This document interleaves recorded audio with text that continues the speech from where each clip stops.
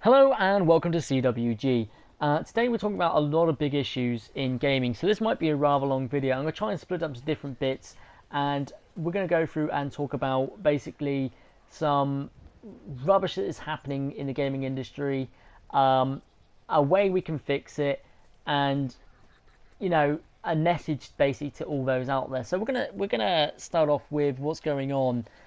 Basically, a lot of games companies, as you know, use gaming the gaming platform. So all platforms, PC, Xbox, whatever it is, you name it, they're using it as a platform to sell extras to you especially nowadays, in the most insulting ways possible, like Call of Duty World War II selling loot boxes in a public area that shows off to everybody else to make you jealous. And I do apologise there.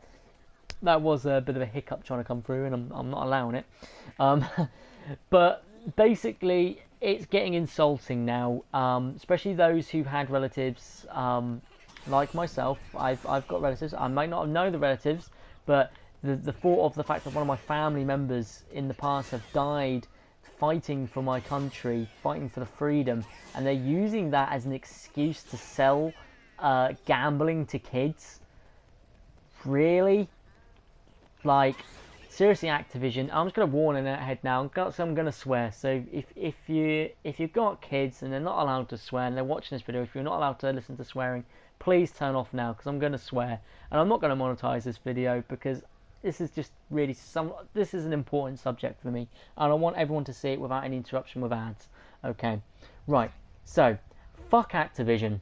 Seriously, you insult me as well because, I may not have known the family member, I may not have known him personally, but the fact that I had family members die for my freedom, because I'm a very passionate person about politics and stuff, because I believe in freedom very, very strongly, and human rights and stuff like, and basically anything to do with our rights nowadays as modern society is. I'm a strong believer in making sure that everybody has a fair chance in life, no matter what, and that our freedom is kept free, no matter what your background is, no matter what you look like, no matter how you speak. And just sexual preferences, because I know a lot of people can say, "What about sexual preferences?" And no matter what your sexual preferences are, but yes, I'm a great believer in freedom, and I'm really, really insulted that someone who in my family died to keep that freedom, to stop the Nazis from have control over everything, is being used. And yeah, they're being used to sell a video game, to sell gambling to children. And now, I don't know if I'm the only one here who stands with this. This is insulting, and it's getting, the fact, it's getting like terrible, because the fact that EA also done it with obviously Battlefield 1, which wasn't so bad, but I still did not like the system. I still was against it. But now it's not as bad as Activision, but they're still both really bad situations. But there is a way past this, guys. There is a solution. But, it depends what age group you are. Okay? And I'm going to run through what you can do to actually, if you see, if you see things like loot boxes as acceptable nowadays. I know I'm just running around the map, guys. It's just a bit of background gameplay as I talk. If you see if you see loot boxes, I said it really weird then, loot boxes, sorry, as an acceptable term, and DLC expansion passes without actual feasible content in them to make them worth buying, or the original game, if it wasn't pulled out of the original game and sold back to you, if you don't see that as a rip-off, then I really recommend you listen to the next few things I'm about to say. So it starts with different age groups. So people like me who started gaming in the I think I started about 1998, or somewhere around there. It was when I started gaming. So, for me it's been 2 decades. I've done 2 decades of gaming, which is about right, just about 2 decades. So now I'm 25. I started gaming about the age of 5. So yeah, about 2 decades of gaming. Because I originally played PC games on my dad's computer very early on in my life, even puzzle games and stuff like that. So I played every variety of game, in such a sense. Let's just say that, because people say there's millions of different varieties, so which I'll agree with you. But I'm saying the basic varieties, I've played all of them.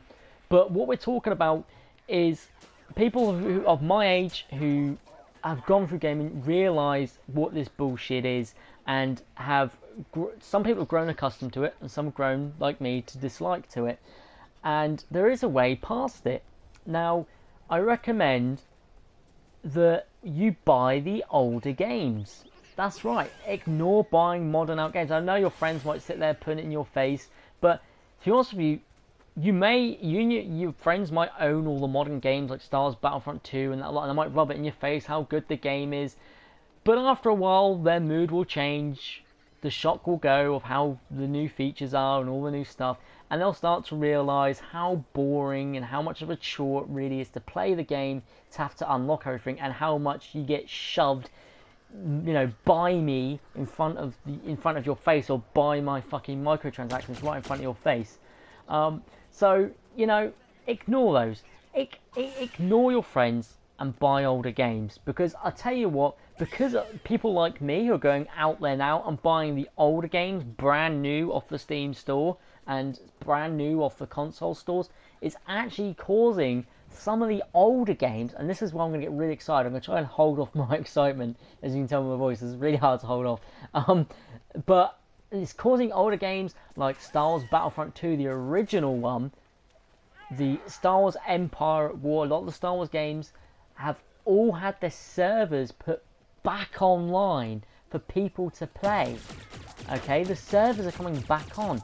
There are other games that are doing this as well. They're putting the servers back on because a lot of people are going back to the older games, and there's a lot of people out there like me who just want to play the older games because it's getting to the point where that's all it's worth doing. Now, as I said, if you're my age group, go and play the older games. Okay, for the moment, just hold off for the next couple of years and buy older games. And if you're thinking this, I want modern graphics, I think, trust me, there's enough people out there creating mods to make your games either have enough content to ignore about the graphics, or might even make graphical overhaul improvement mods. So there's even, and if you want modern games, there's even not non-AAA games out there. A lot of good indie developers who do a lot of good stuff without publishers, and they do have modern graphics in, and it's worth going out and having a look at some of them, especially on Steam. There's some really good stuff on there as well. There is some junk. You might have to filter through the junk, but there's a lot of good games out there. Now, for those who are older than me, or might be my age and have children, so it's sort of like that's like a mixed category there. So for those who actually have children and you want to introduce them to gaming, because I don't blame you for introducing gaming. In fact, I actually encourage it. A lot of people disagree with kids playing games, but I don't. I actually agree with them to play games, especially games based on history and games based on anything which they can learn from. Games where it has a trading system built-in auction system, because it actually teaches kids how to know the value of certain items, and in real life it'll teach them how to trade and how to interact with trading. I mean, not games which have live trading in. I'll be honest with kids, they shouldn't be on Xbox. If you're younger than 13, you shouldn't be on Xbox Live, because I think sort of 13, 14 is the right sort of age you should be on any Xbox Live or PSN or Steam online. That's all about the right age, I believe, in people that kids should be gaming at.